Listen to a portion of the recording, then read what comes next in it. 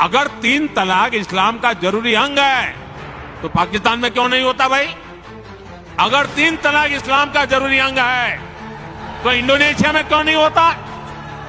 अगर 3 तलाक इस्लाम का जरूरी अंग है तो कतर, जॉर्डन, सीरिया, बांग्लादेश, ये तो सारे मुस्लिम बस्ती वाले देश हैं, वहां पर उनको बंद क्यों कर दिया? मैं समझता हूं कि मुसलमान बेटियों पर 3 तलाक का फंदा लटका कर कुछ लोग उन पर हमेशा अत्याचार करने की खुली छूट चाहते हैं।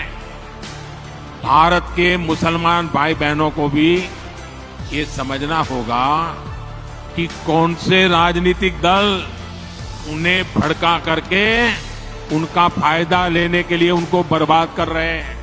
मुझे लगता है, यानी देखिए, हमें थोड़ा अध्ययन करना चाहिए। मुझे लगता है कि जो भी 3 तलाक के पक्ष में बातें करते हैं, 3 तलाक की वकालत करते हैं, ये वोट बैंक भूखे लोग मुस्लिम बेटियों के साथ बहुत बड़ा अन्याय कर रहे हैं। अच्छा, कुछ लोगों को लगता है कि भाई ये 3 तलाक से तो सिर्फ महिलाओं की बात हो रही है। 3 तलाक से जो नुकसान होता है ना, वो सिर्फ बेटियों को होता है ऐसा नहीं है, उसका दायरा उससे भी बड़ा है। आप सोचिए, बहुत ही अरमानों के साथ बेटी को शादी कर करके ससुराल भेजा हो और 8-10 साल के बाद 3 तलाक कह करके उसको कोई निकाल दे, तो उस माँ बाप का क्या होगा जिसके घर में बेटी वापिस आती है? उस भाई का क्या होगा?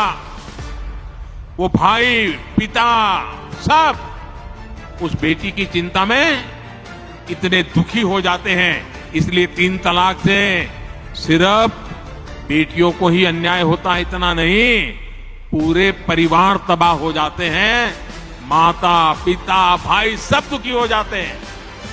और देखिए, दुनिया के अनेक मुस्लिम बहुल्य देश, इसका इस्लाम से संबंध होता तो दुनिया का कोई मुस्लिम देश 3 तलाक खत्म नहीं करता। मुस्लिम बहुल्य देश जहां पूरी तरह इस्लाम राज्य है, वहां भी 3 तलाक बंद कर दिया है। मैं परसों इजिप्ट में था, मिस्र में था। मिस्र में, इजिप्ट में 90% से ज्यादा सुन्नी मुसलमान समाज है और इजिप्ट में आज से 80-90 साल पहले 3 तलाक की प्रथा को समाप्त कर दिया, हमसे 90 साल पहले। अगर 3 तलाक इस्लाम का जरूरी अंग है तो पाकिस्तान में क्यों नहीं होता भाई? अगर 3 तलाक इस्लाम का जरूरी अंग है तो इंडोनेशिया में क्यों नहीं होता? अगर 3 तलाक इस्लाम का जरूरी अंग है तो कतर, जॉर्डन, सीरिया, बांग्लादेश, ये तो सारे मुस्लिम बस्ती वाले देश हैं, वहां पर उनको बंद क्यों कर दिया?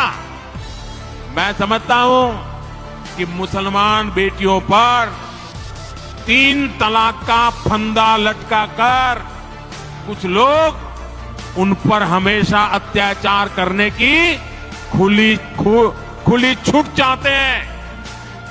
यही लोग 3 तलाक का समर्थन भी करते हैं और मैं जानता हूं कि इसलिए ही मेरी मुस्लिम बहनें, बेटियां, मैं जब भी जहां जाता हूं वो भाजपा के साथ खड़ी रहती है, मोदी के साथ खड़ी रहती है।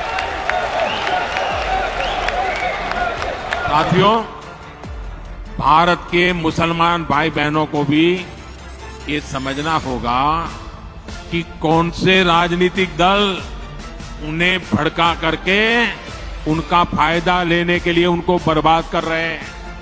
आजकल हम देख रहे हैं कि यूनिफॉर्म सिविल कोड के नाम पर ऐसे लोगों को भड़काने का काम हो रहा है।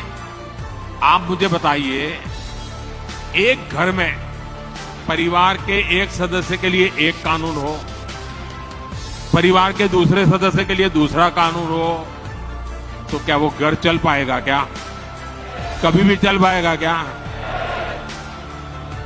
फिर ऐसी दोहरी व्यवस्था से देश कैसे चल पाएगा? हमें याद रखना है कि भारत के संविधान में भी नागरिकों के समान अधिकार की बात कही गई है।